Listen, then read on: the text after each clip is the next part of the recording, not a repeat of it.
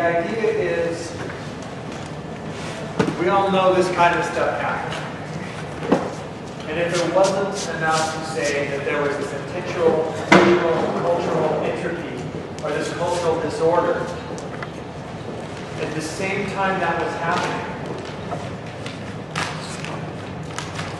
research was happening as well.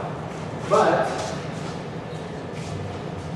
the research it involved our material, our cultural information, but it did not help us at all, at least not until maybe today. It was almost always outsiders that wanted to study the way something in the world worked. So they got their funding and they got their school to support them and they brought their PhDs and their MAs and their whatever degrees and they came here. And in the midst of all this disorder, they wanted more information. Why is it important to study native languages? It's important for two reasons. The first reason is Native people have been through this traumatic history. One of the things that really helps linguists in looking at native languages is that you can not just see how something works, but you can see how it survives through trauma. If anyone in the world can teach people about what happens when you're discounted, dispossessed, decontextualized, shuffled off into an area, and then later told, well, that was the wrong area, we want you to go to a new area, but an area where you don't get any resources, and then we might change later. The way that Native people react to that is really helpful to see. It doesn't just show you how a community works, it shows you how a community recovers. So that's really important. The other thing she said was, Native people have these kind of isolated pockets where languages still function, where kinship systems still function. They may not be exactly like they were 100 years ago, but for 250 years, people have been coming and doing research across various methodologies, interviews and phenomenology and social constructionism and all kinds of different perspectives and frameworks. And some of them work really well and some of them don't. And linguists got a really bad rap from the mid-1980s to through the 2000s because they were just systemically going into communities. They were gathering information, still taking it back to wherever they were going, and that was it. And at some point, people started to say, I'm not okay with this. There's got to be, the first people that I heard say this, 1995, Adeline and Malian said, all these binders on the wall. We met down at the log cabin that used to be the St. Eugene's office. We all met in there around a table, and there's a whole wall of 3-ring binders.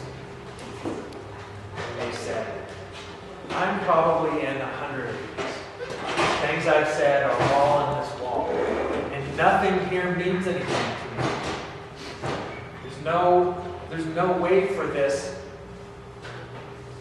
There's no way for this cultural information to make its way back into the community.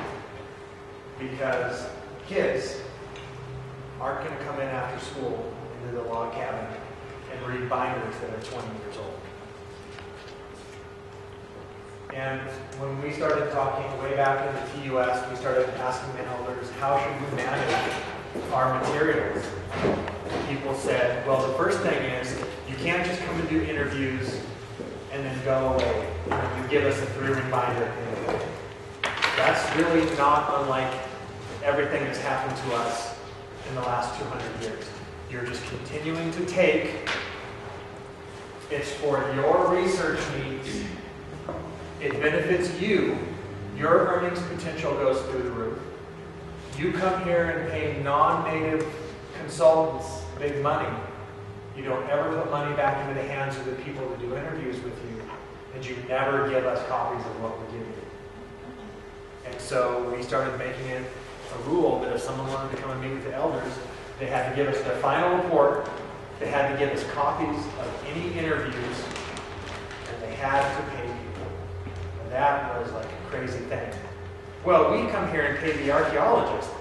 Yeah, you pay him $400 a day, and you probably make a really good paycheck, and you have a bunch of people come together and you offer them lunch.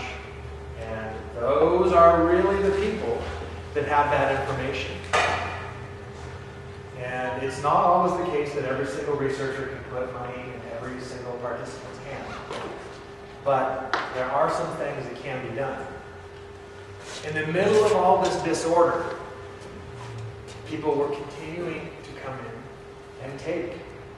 And if I'm doing fine and everything's stable at my household and there's not too many arguments over division versus multiplication, I'll give you $20 if you need it if I have it. It's not a big problem.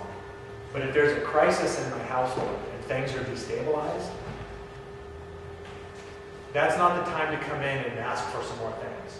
And if you've been doing it for 200 years and not paying people, if things are falling apart in my house, that's really not the time to come and do it. But that's exactly what was happening. There is a really great book on trauma that by Judith Herman. She lays out this wonderful argument for the history of studying trauma. And it's very well written. If you are in social work or you are in psychology, then you've probably read Judith Herman's book. It's great. And at the very end, she added a chapter recently on collective trauma. And she says, it's not just that people are destabilized. That's the next grapple lift. So, it's not just that individuals are traumatized or destabilized. When somebody, particularly I work with a lot of veterans still. I'm a disabled veteran from the United States Army's Global War on Terror. I get my health care through the Department of Veterans Affairs, which is almost as fun as going to an IHS clinic. If somebody comes home and they're traumatized, you help them by getting them to read what they say, reconstruct a coherent narrative. At some point, you were traumatized, and the memories that you have of that experience don't make sense. When we are pushed beyond our immediate psychological limits, the way that our brain encodes memories changes. The way the amygdala takes over, a very primitive, prehistoric part of the brain, changes the way that these memories are encoded for us. They are much stronger, and they are overpowering and overwhelming. That's why when somebody goes through a bad car accident and you ask them what happened, they can't remember if they had their seatbelt on or not, but they can remember what they had for breakfast. At some point you go through a traumatogenic event, and the way your brain copes with it is it overrules certain parts of your natural memory processes. It bypasses certain things. It essentially shields you or helps you. The difficult thing is, if those systems persist for more than 4 months, technically you are post-traumatic stress disorder affected. And the only way to really move forward is to reconstruct a coherent narrative.